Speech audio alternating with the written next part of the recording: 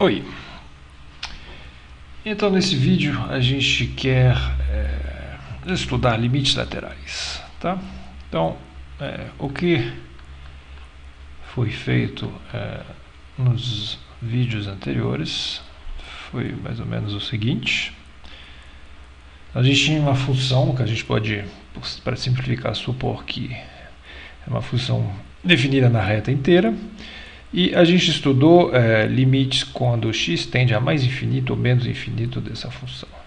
Quer dizer que a gente pega um x e imagina, tá, o que acontece com os valores da função quando x se afasta da origem. Então x podia ir para valores positivos infinitamente grandes e também para valores grandes, mas negativos. Então deu uma ferramenta para estudar o comportamento de uma função quando a sua variável toma valores grandes. Ok?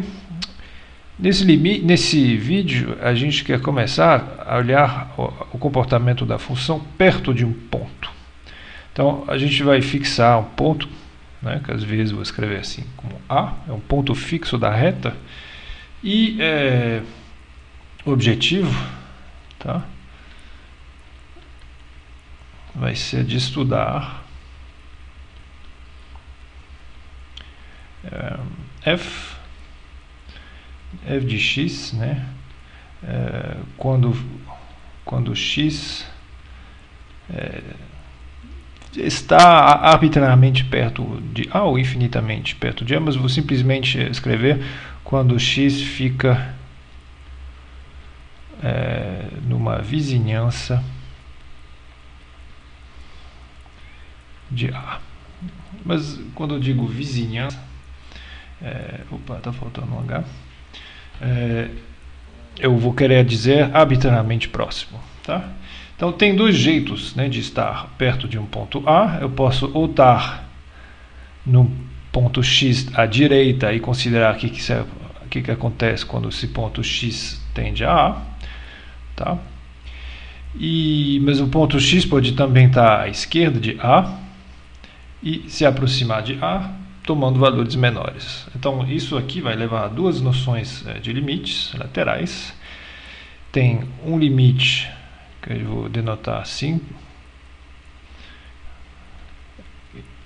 que essa notação é para representar o que acontece com os valores de f quando o x se aproxima de A por valores maiores. Então, a gente tem dois jeitos de escrever, ou assim. O mais é para indicar que os valores são maiores do que A, ou se não, se escreve assim, às vezes também, para indicar que o x aqui, e x para se aproximar de A, ficando sempre maior do que A, x tem que decrescer, então tem que descer em direção a A. Isso é um outro jeito de escrever limite lateral. Então isso aqui é um limite lateral, a gente vai chamar à direita,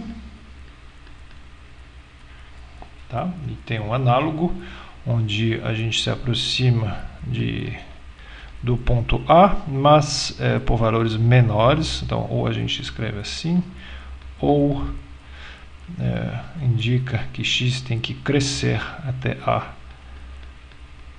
nesse limite lateral à esquerda. Ok? E o que é importante observar é que quando a gente vai estudar esses limites, tá, a gente vai ignorar, na verdade, tá, a gente não precisa saber qual é o valor da função em A. Tá? Não precisa saber nada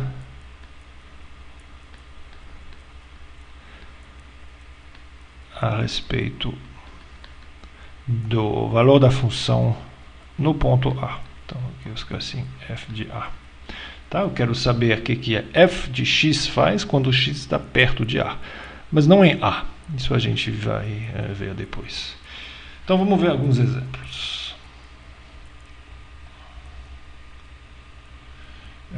Então vou começar com um exemplo simples demais, talvez, mas ele vai me permitir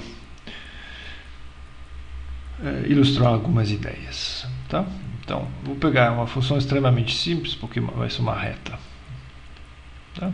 Então minha função aqui é uma reta de inclinação meio, cuja ordenada na origem é igual a 1.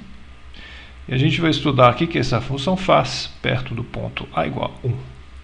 Ok? Então, bom, eu acho que nesse caso não tem muita dificuldade. O que vai acontecer quando x se aproxima de A pela direita? Então vou escrever assim. O que acontece com os valores de f de x quando x tende a 1 pela direita? Vamos pegar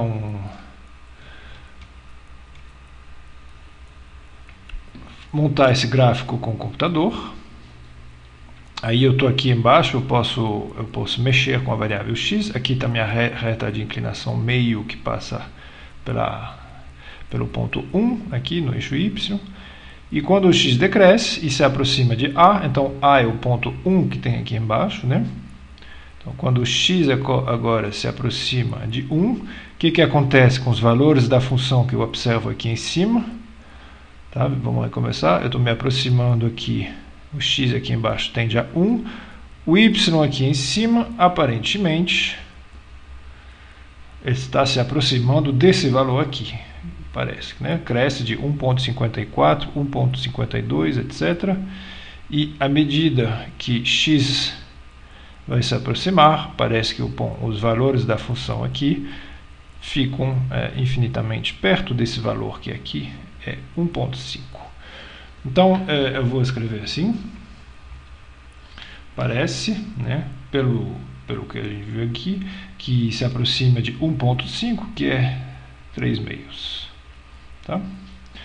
Por outro lado, se eu me aproximar do mesmo ponto 1, mas dessa vez pela esquerda, o que eu obtenho? Eu pego, agora eu vou para o outro lado, eu vou começar a crescer e me aproximando do ponto 1. Então, se o meu ponto x aqui cresce se aproximando de 1, eu vou ver aqui uma coisa parecida, é que os valores da função y vão se aproximar do mesmo lugar, na verdade, nessa função, mas por valores menores. Mas parece que os valores se aproximam daquele ponto 1.5. Tá? Então, vou escrever assim. Aparentemente, tá? Os limites que eu observo quando eu me aproximo pelo outro lado são os mesmos e são perto de 3 meios. Muito bem. Então, dava aqui a impressão que a gente estava fazendo uma coisa meio desnecessária, porque se eu olho a minha função aqui, eu vejo muito bem, na verdade, que se a variável aqui x se aproxima desse valor 1 aqui, então parece claro que todo mundo aqui vai se aproximar do valor no ponto 1, né, que é meio mais 1, que dá 3 meios. Ok. Então aqui dava a impressão que a gente nem precisava fazer isso, aquele estudo todo, que dava simplesmente para jogar o valor x igual a 1 dentro da função. Tá? Então isso aqui é muito particular e aqui funciona. Tá? Aqui os valores da função, né, se aproximam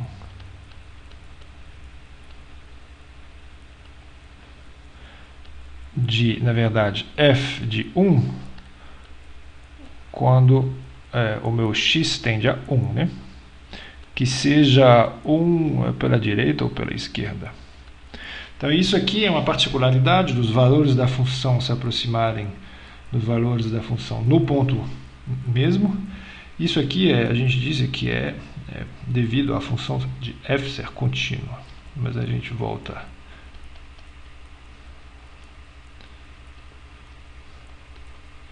a falar disso depois. Ok?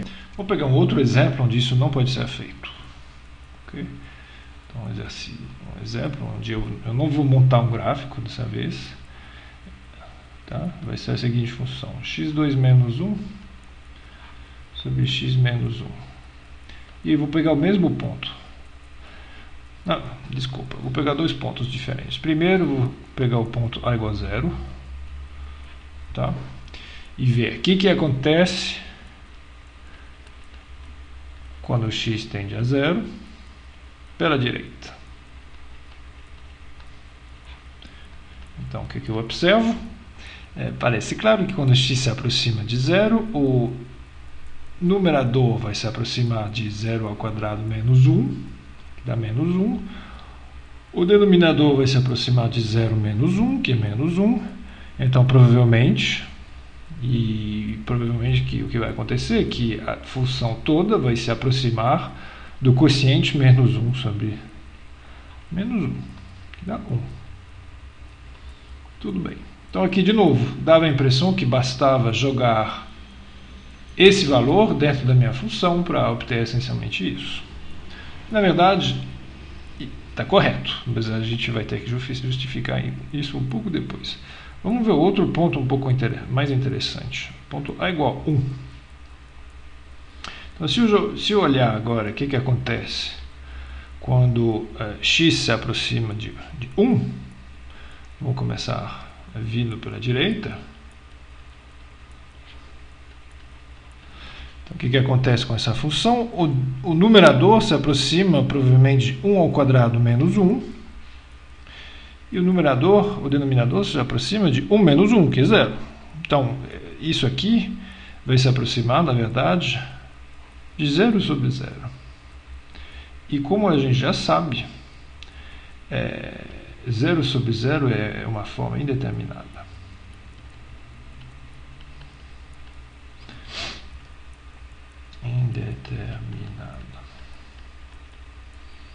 Ok? Até que eu vou ter que fazer alguma coisa para calcular, para ver, e aqui eu vejo que o estudo é realmente necessário para saber o que acontece com essa função quando o x tende a se aproximar de 1. E eu vejo que eu não posso simplesmente jogar esse valor 1 dentro da função, porque eu obtenho uma expressão indeterminada. Então aqui faz sentido realmente estudar a função quando o x fica arbitrariamente perto de 1, mas não em 1, justamente porque a função não é definida no ponto 1. Então, o que acontece? Nesse caso, a minha vontade é de pegar o numerador e de fatorar ele. Tá? O numerador tem duas raízes, que são 1 e menos 1. Então, uma vez que eu faço isso, eu vejo aparecer aqui o mesmo termo que tinha no denominador. Então, na verdade, o que eu posso fazer é escrever o meu limite,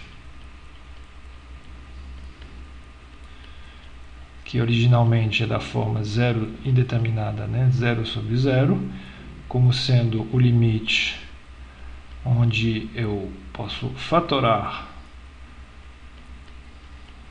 o numerador. E o milagre aqui é que eu posso fazer uma simplificação. Eu posso fazer essa simplificação porque x menos 1, que aparece em cima e embaixo, é um termo comum, tá? E já que x está na vizinhança de 1, mas nunca é em 1, tá? Eu estou fazendo a diferença por dois números iguais, e que são ambos diferentes de 0. Porque uma vez que eu fiz isso, o limite que eu estou calculando na verdade, o limite quando x tende a 1 desse polinômio aqui de grau 1, que é x tendendo a 1, mas se x tende a 1, isso vai tender a 2. Então, vai tender a 1 mais 1, que é 2. Então, eu consegui resolver a indeterminação olhando de mais perto, e, na verdade, Aqui o que foi fundamental é observar que eu tenho polinômio de grau 2, que tem uma raiz que é 1, porque quando eu coloco esse 1 dentro da raiz, dentro do polinômio, ele se anula. Logo, ele pode ser fatorado por x menos essa raiz. E foi exatamente o que foi feito aqui. Depois, dá para fazer, depois da fatoração, a gente pode simplificar e sobra um termo aqui que dá onde não tem mais divisão por zero, de 0 por 0, tá? Muito bem. Então, se eu fizesse, claro, eu posso, agora que eu fiz esse trabalho todo, eu podia também calcular, tá? Pegar a mesma função e calcular outro limite lateral, mas à esquerda. Mas é claro que eu tenho a mesma indeterminação, né? 0 sobre 0, mas eu posso fazer a mesma coisa, fazer a minha simplificação, obter o meu x mais 1, tá? E aqui, mesmo se x se aproxima de 1 pela esquerda, o limite também vai ser 1 mais 1, tá? Vai dar 2. Tá? Porque x se aproximar de 1 pela esquerda ou pela direita, me dá o mesmo limite aqui. Ok. Então, nesses dois últimos exemplos, e nesse em particular, já que eu tenho um limite lateral à direita que é igual ao limite lateral à esquerda, a gente pode falar que o limite a gente chama às vezes bilateral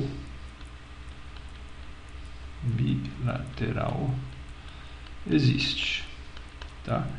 E o que é o limite bilateral? A gente escreve ele assim, é simplesmente para dizer que x fica perto de 1, mas não importa de qual lado que ele está, tá? Então, quando os dois limites laterais existem e são iguais, a gente diz que o limite bilateral existe, ele vale e toma esse valor.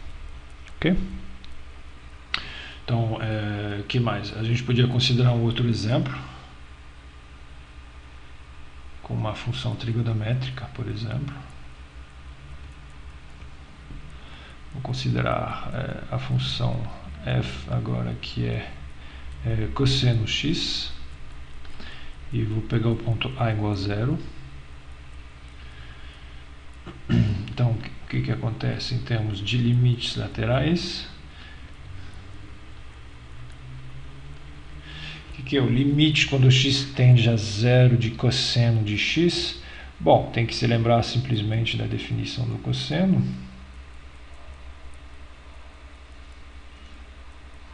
Tá? Então, desenho um círculo trigonométrico. Eu coloco um x aqui. E o cosseno desse ângulo está aqui, né?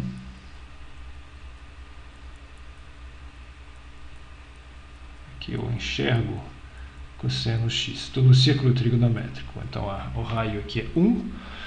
Então, se eu chamar esse ponto aqui em cima de A, talvez, o limite x tender a 0 por valores positivos simplesmente representa tomar o limite, né, quando esse ângulo se fecha por valores positivos, que é idêntico a pegar o ponto A e a fazer ele se aproximar aqui desse ponto de coordenadas 1, 0. Então, ao fazer isso, o que acontece com o cosseno? Eu vejo que o cosseno de x que está aqui, à medida de que A se aproxima aqui desse ponto, o cosseno de x vai tomar valores sempre maiores e no limite vai se aproximar de 1. Tá? E já que a função cosseno, na verdade, é par, eu podia fazer a mesma coisa com o ponto do outro lado e mandar ele para o ponto 1, 0. Eu observaria exatamente a mesma coisa. Então, o limite lateral à esquerda do cosseno também é 1. Tá? Então, de novo, já que os dois limites laterais à esquerda e à direita são iguais, a gente pode escrever que o limite bilateral existe e vale 1. Ok? Muito bem. Então aqui, nesses últimos 3 exemplos, eu vi primeiro aparecer um caso de indeterminação 0 sobre 0, que a gente vai estudar muito depois. Isso é interessante por nas aplicações em particular. Mas todos os limites laterais que a gente calcula aqui, todos eram sempre iguais, tá? À direita e à esquerda. Então vamos ver um exemplo onde isso pode não acontecer. Esse é o seguinte. Vamos pegar a seguinte função. F vai ser, ela começa do mesmo jeito que a primeira reta que a gente tinha lá, mas a gente modifica um pouco o resto da função. Ok? Então, aqui eu vou ter que especificar que o x tem que ser diferente de 0. Tá? Porque módulo de x sobre x vai me dar uma divisão da forma 0 sobre 0 e isso não é definido. Então, o domínio dessa função contém todos os arrays menos o ponto 0. Tá? E eu vou ir diretamente ao que eu quero fazer, que é a parte interessante. Quero calcular os limites laterais em 0. Então, a direita primeiro e a esquerda. Então, tem que se pensar que se eu estou aqui em 0, nesse limite lateral aqui à direita, eu tenho um x que é positivo e que se aproxima de 0. Tá? Então, esse x aqui é positivo. Então, em particular, o que acontece com o módulo de x? O módulo de x, quando o x é positivo, é simplesmente igual a x. Então, usando a informação contida aqui, no fato de x se aproximar de 0 pela direita, eu posso trocar a minha função aqui por x sobre 2 mais x sobre x. Tá? Porque de lá para cá, eu usei o fato de o módulo de x ser igual a x se x é positivo. Que é o caso porque todos os x que tem dentro desse limite vão estar sempre positivos. Tá? E aqui eu posso fazer alguma simplificação, tá? Porque x é pequeno, mas é nunca 0. Então eu vou ter 1. Então eu posso escrever aqui que isso aqui é igual ao limite quando x tende a 0 por valores positivos, x sobre 2 mais 1, e isso dá, o x sobre 2 se aproxima de 0 e vai sobrar um 1. Ok. Agora eu vou me aproximar de x de 0 pela esquerda, assim. E o que eu faço com o módulo dessa vez? Se eu estiver agora me aproximando de 0 pela esquerda, tá? Quer dizer que o x é negativo. E quando o x é negativo, o módulo de x é menos x. Tá? Então vai sobrar o quê? Eu vou reescrever a minha função. Minha função vai se tornar x sobre 2 mais menos x, tá? Eu estou trocando o módulo de x por menos x sobre x.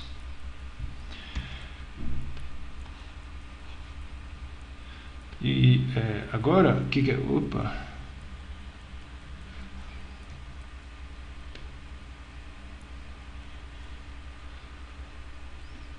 Agora, o que acontece? Quando eu faço aqui a divisão, vai sobrar um menos 1. É diferente. Então, limite, quando x tende a 0, x sobre 2 menos 1. E quando x se aproxima de 0, esse x sobre 2 vai tender a 0, vai sobrar menos 1. Ok? Então, a gente vai ver o gráfico dessa função daqui a um instante. Mas na verdade, o que a gente vê é que os dois limites laterais, a direita e a esquerda, são diferentes, tá? Então, o limite bilateral, na verdade, ele não existe. Então, eu vou colocar ele entre aspas para dizer que ele não existe. Porque essa função tem a particularidade que se eu ficar arbitrariamente perto de 0, mas positivo, a função toma valores perto de 1, e quando eu fico nos negativos perto de 0, os valores ficam perto de menos 1. Então é uma função que dá um pulo no ponto 0, e a gente pode ver isso num gráfico. Esse é o gráfico da minha função. Então a gente se lembra, quando o x é positivo, na verdade, a função coincide com x sobre 2 mais 1, que é a mesma reta que a gente tinha antes. Tá? É a reta que está aqui, a reta de equação x sobre 2 mais 1, tá? Que tem uma ordenada na origem igual a 1. E quando o x tende a 0, a gente vê o y se aproximar. A gente vê o y se aproximar do valor 1. Tá? Por outro lado,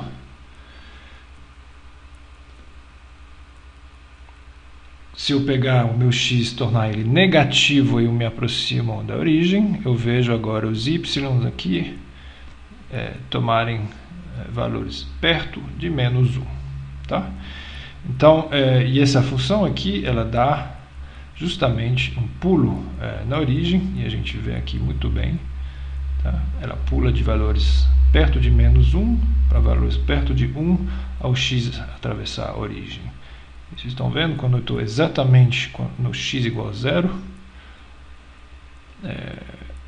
a função na verdade não é nem definida. Né? O computador aqui reclama dizendo que ponto y não é definido, só quando o x é diferente de 0. Ok. Então a gente diz que essa função f aqui ela é descontínua em 0. Mas isso a gente olha depois. Ok. Então é possível que os limites laterais existam, mas eles podem ser diferentes às vezes, igual a gente viu aqui. Vamos considerar um outro caso. O que pode acontecer com esses limites laterais? Vamos pegar a função 1 sobre x e vamos olhar o que acontece em 0. Tá? Então, de novo, a função não é definida, a função sobre x não é definida em 0, tá? Mas não tem problema. A gente falou que dá para se aproximar desse ponto a igual a 0 sem nunca estar nesse ponto. Então, o que acontece? Se eu pegar o limite lateral à direita,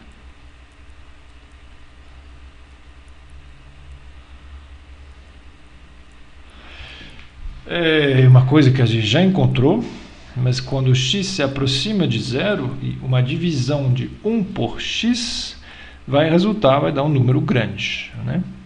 Dividir 1 por um número muito pequeno e positivo, na verdade, vai me dar um número arbitrariamente grande. Agora, se eu me aproximar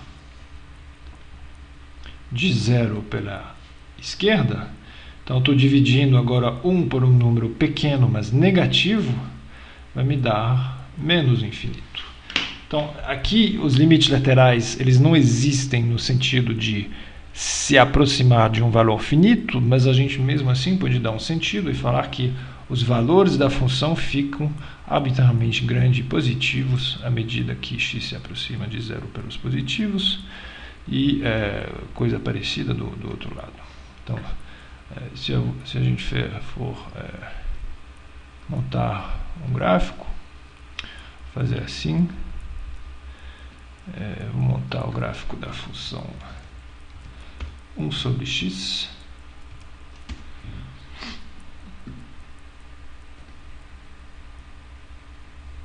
Tá? Não é isso que eu quero fazer.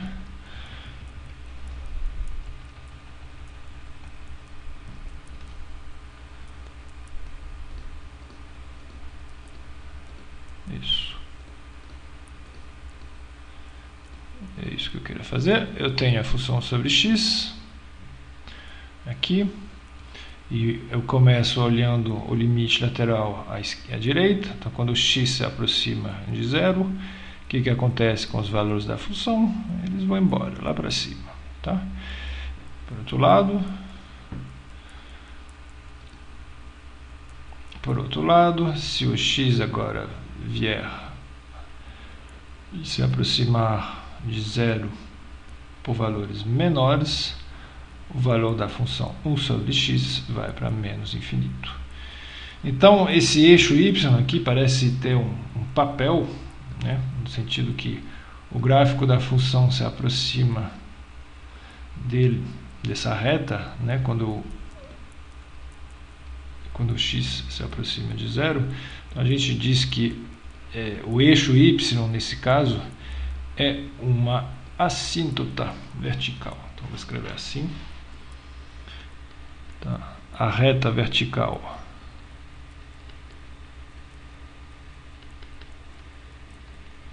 que no caso é exatamente o eixo y, então vou escrever assim: a reta vertical de equação x igual a zero, tá? É assíntota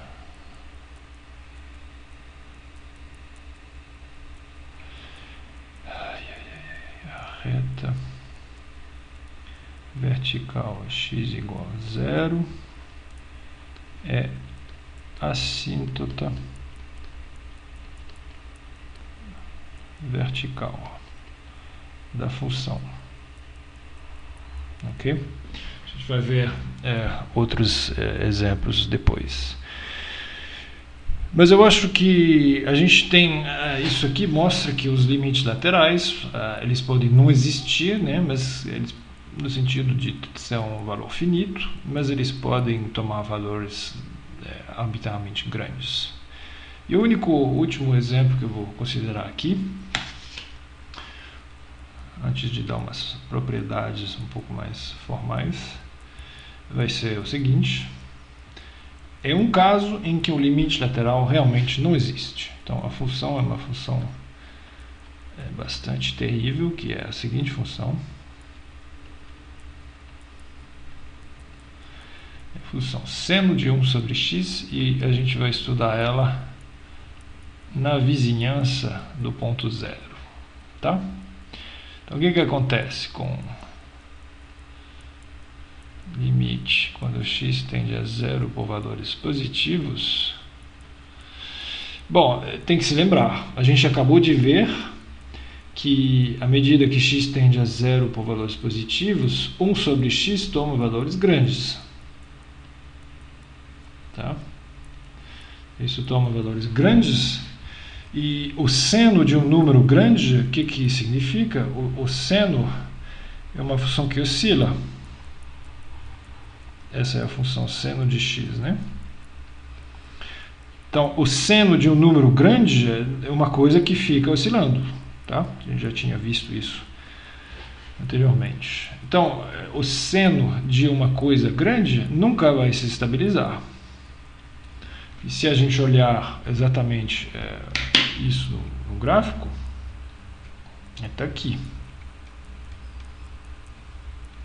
Tá?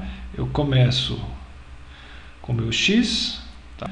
E aqui o gráfico que a gente vê, esse gráfico vermelho, é exatamente o gráfico da função seno 1 sobre x, que estão vendo aqui. E quando o x se aproxima de zero, no início está tudo bem, aqui o meu y está crescendo, mas quando eu passo desse ponto, os valores da função começam a decrescer, até chegar lá embaixo, aí depois recomeça a crescer, e à medida que o meu x se aproxima de zero, eu vejo meu y subir e descer, e na verdade ele vai, antes de x chegar em zero, ele vai oscilar infinitas vezes entre mais 1 e menos 1. Então, isso quer dizer que o limite lateral, quando x tende a zero dessa função seno de 1 sobre x, não existe, tá? Porque os valores da função não se aproximam de algum lugar. Então, aqui, na verdade, esse limite aqui não existe. Então, Na verdade, se você olhar do outro, se você tentar fazer a coisa vindo do outro lado, vai ter exatamente o mesmo problema, tá? Porque quem quiser mostrar, essa função na verdade ela é ímpar, tá? Então, se tiver um problema à direita, vai ter provavelmente o mesmo problema vindo da esquerda, tá? Então, o limite lateral à esquerda também não existe. Ok? Então, é um caso onde limites laterais não existem. Então, a gente viu agora já vários casos, ou eles existem, são iguais, ou eles podem ser infinitos, ou eles podem simplesmente não existir, e depois você pode inventar funções que fazem o que você quiser de um lado e outra coisa do outro lado. Tá? Muito bem. Mas apesar de não ter dado ainda uma definição precisa de que é um limite lateral, eu acho que a gente já pode enunciar as principais propriedades desses limites laterais, né? Eu acho que a definição precisa de limite lateral pode ser achado nos livros ou na minha apostila, mas suponha que você já calculou dois limites para duas funções. Então vamos pegar a função f, tá? Suponha que você já calculou o limite lateral à direita, você achou L, e que você fez uma outra conta para uma função g, e dessa vez você achou m. Então, quando eu escrevo isso aqui, eu vou supor que L e m são ambos finitos.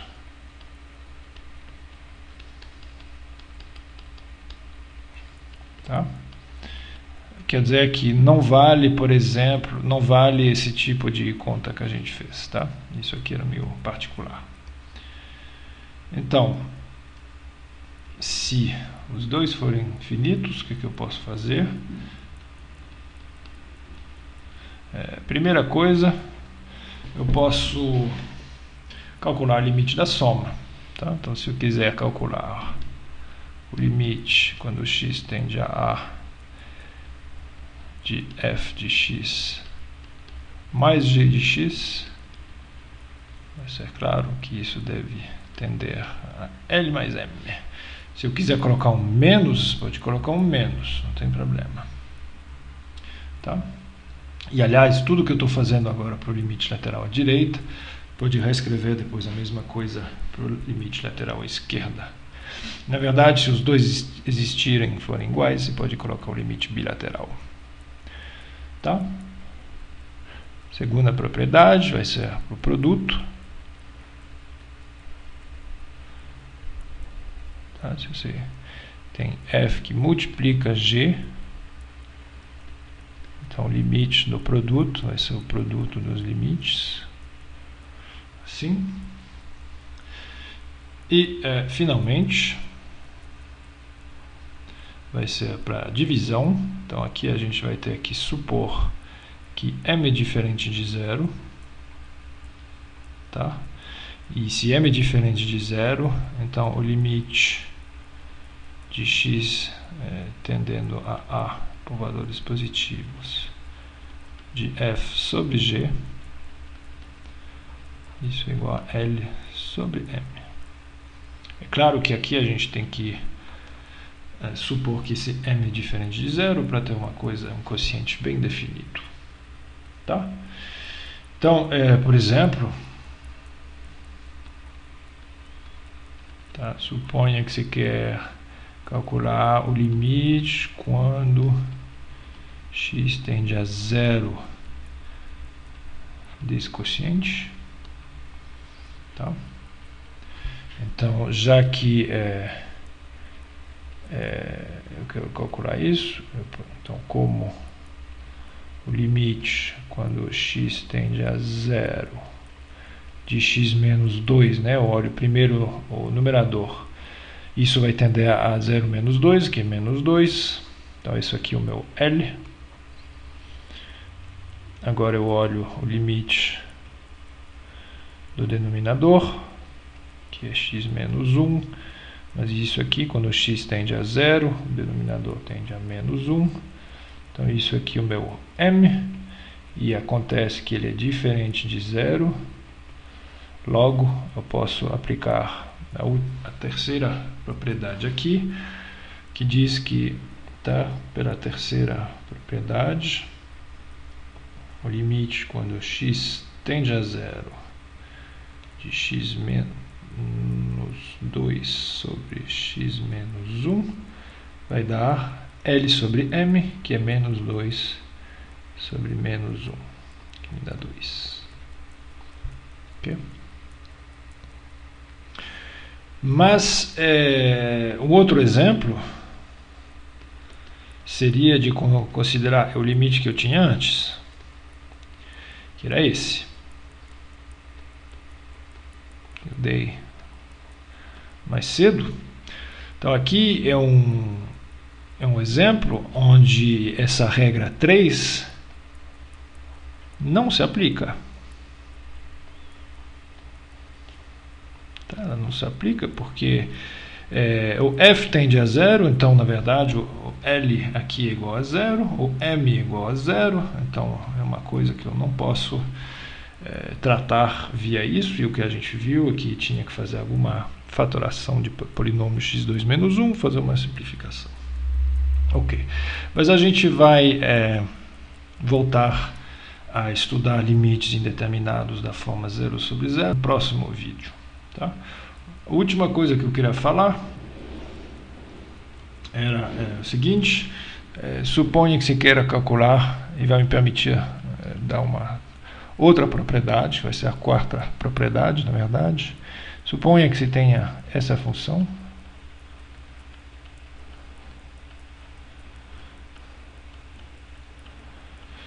Tá? E que você queira calcular, por exemplo, isso.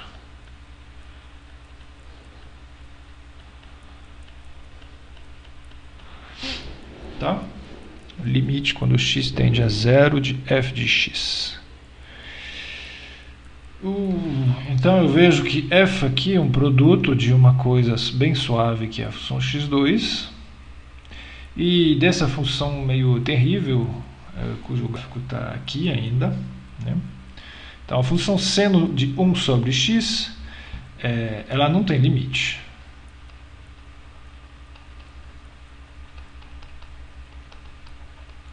Tá? Ela não tem limite, mas essa daqui tende a 0.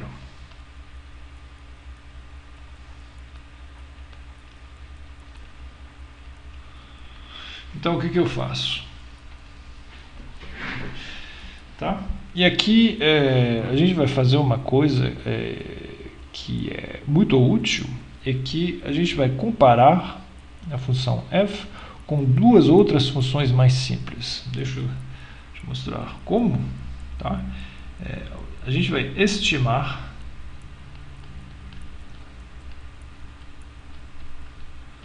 f, tá? Fazer o que se chama, infelizmente, um sanduíche. Observe que x2 vezes o seno de 1 sobre x é o produto de uma coisa positiva vezes uma coisa que alterna de sinal, né? A gente viu que seno de 1 sobre x muda infinitas vezes de sinal ao x se aproximar da origem, mas qualquer que seja o comportamento desse seno, é um seno, e um seno é sempre menor ou igual a 1. Qualquer que seja o que tem aqui dentro. Tá? Então, o seno sendo menor ou igual a 1, eu posso escrever a minha função toda como sempre menor ou igual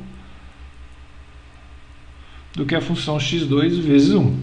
Tá? Então, eu posso tirar esse 1 e deixar só x2. Tá?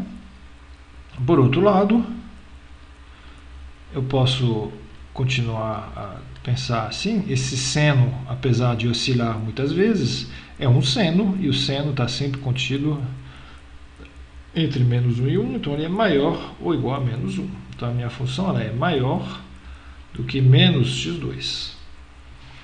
Tá? Então eu estou cercando aqui a minha função por duas funções mais simples. Então, se eu reescrever isso de novo, tá? Eu mostrei que menos x2 é menor ou igual à função que eu quero estudar, e essa aqui é menor, por sua vez, do que a função x2. Tá? Então, o que acontece? Eu estou interessado em calcular o limite quando o x tende a zero. Então, o que acontece por zero? Se isso aqui vale para todo x, tá? O que acontece quando o x, na vizinhança de zero? Isso aqui, quando o x tende a zero, x ao quadrado vai tender a zero. Tá? Então, tende a zero, que eu vou simplesmente escrever assim. Tende a zero. Quando, né, x tende a zero. Isso também. Menos x2, quando x tende a zero, isso também tende a zero.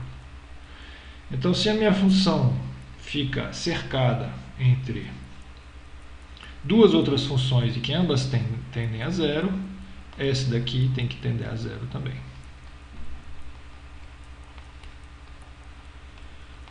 Meio mágico, tá?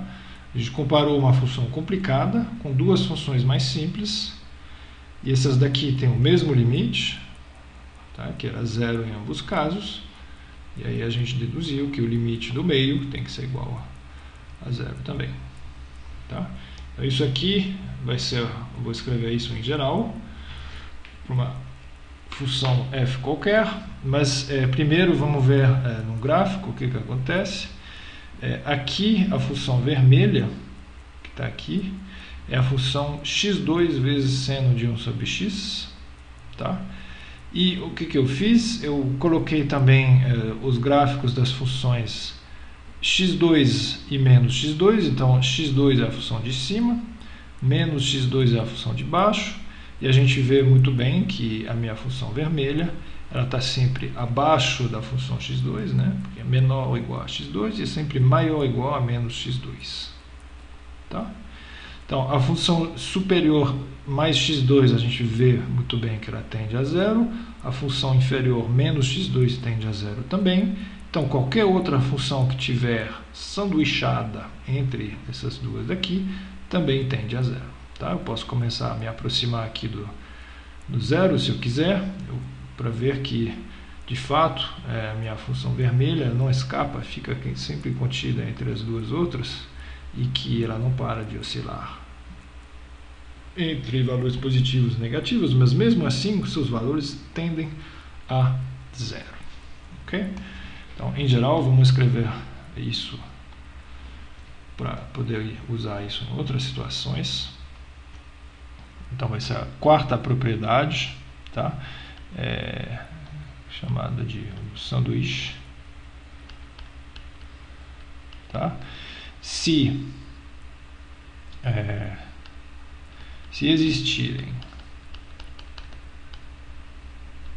duas funções que eu vou chamar de g e h tais que, tá? Então, tais que, a primeira coisa eu vou querer que g e h sejam cotas inferiores e superiores sobre a minha função f. Tá? Então, aqui a gente tinha, por exemplo, a função h, que era a função x2, e aqui a função g, que era a função menos x2. Tá? Aí eu vou ter que supor agora que os limites laterais de g e de h forem iguais.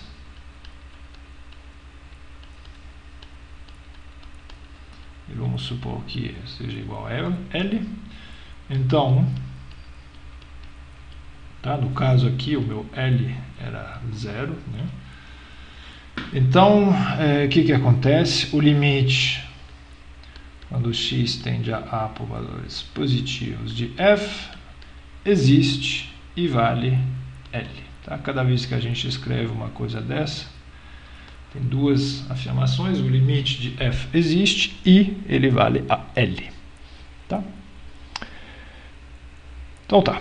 Então isso aqui é a quarta propriedade que a gente vai usar já no próximo vídeo. Tá? Então, no próximo vídeo a gente vai voltar a estudar limites da forma 0 sobre 0, porque eles são particularmente importantes na prática, em particular para definir a noção de derivada.